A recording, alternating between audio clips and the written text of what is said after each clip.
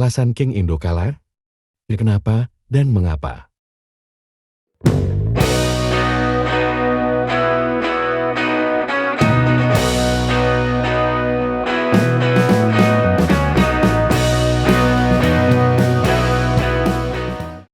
Sebelum menonton rangkuman timnas kalian, alangkah baiknya subscribe dulu ya, dan jangan lupa like komennya. Kabar kurang baik dari timnas Indonesia yang baru saja melawan Cina pada pukul 19 WIB hari Selasa 15 Oktober berujung kalah dengan skor 2-1 di babak ketiga kualifikasi Piala Dunia tahun 2026. Harus diakui, bertanding di Qingdao Youth Football Stadium, tuan rumah Cina mampu tampil lebih baik dari timnas Indonesia. Hal ini pun ramai diperbincangkan di media sosial medsos X. Bahkan dinilai beberapa kali ciptakan peluang berbahaya sepanjang babak pertama, puncaknya pada menit ke-21, timnas Indonesia asuhan Shin Taeyong kebobolan lewat sontekan Behram Abdulmali usai memaksimalkan umpan Jiang Shenglong. Dalam tayangan ulang, terlihat dua pemain timnas Indonesia yakni Ivar Jenner dan Sayan Patinama miskomunikasi hingga akhirnya bola liar bisa disambar Jiang Shenglong. Namun, harus diakui juga di sisi lain, ada dua nama pemain skuad Garuda ikut tersorot, bukan hanya Ivar dan Shine saja. Usai laga Cina vs Indonesia, ada dua nama skuad Garuda asuhan STY lainnya justru trending topik di medsos Twitter, yaitu Asnawi Mangkualam dan Witan Sulaiman. Dalam celotehnya, netizen mayoritas menyayangkan laga kedua kesayangan timnas Indonesia tersebut, apalagi Asnawi Mangkualam terkenal pemain paling disiplin oleh Ragnar Oratmangun. Netizen menilai ini jadi evaluasi karena minimnya koordinasi kedua pemain timnas Indonesia baik Asnawi dan Witan dalam laga melawan Cina kemarin. Catatan timnas babak pertama giliran wasit aman, pemainnya amburadul Anggi, Witan, Asnawi sering kehilangan bola, koordinasinya ancur banget asli.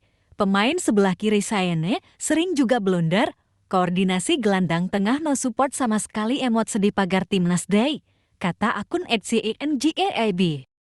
Asnawi wajib diganti sih sama STY, terlalu memaksa dan egois, padahal banyak ruang kosong dari pemain timnas. Sangat disayangkan keegoisan seperti ini dari pemain timnas yang harusnya bisa menjadi kesempatan buat gol, kata akun lain @AtriaGE.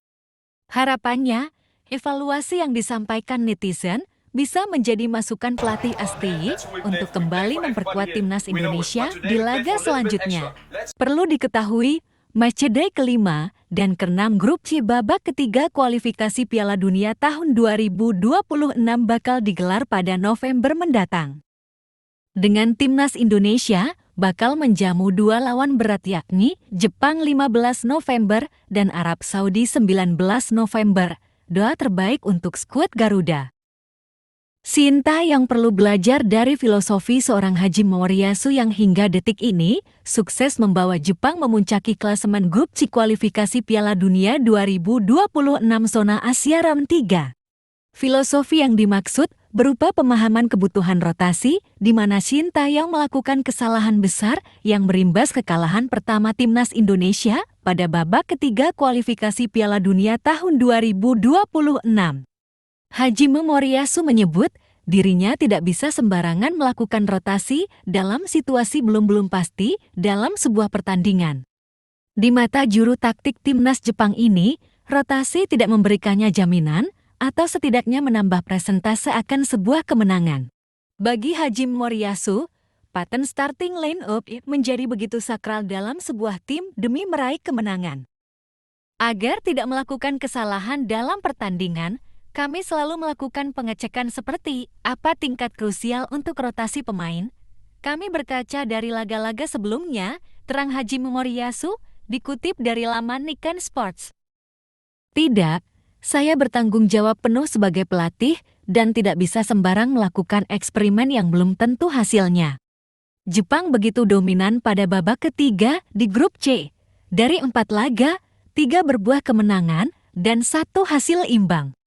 Raihan 1 poin dihasilkan Jepang saat menantang Australia di mana skor akhir terhias 1-1 pada matchday keempat. Selasa 15 Oktober 2024 sore WIB.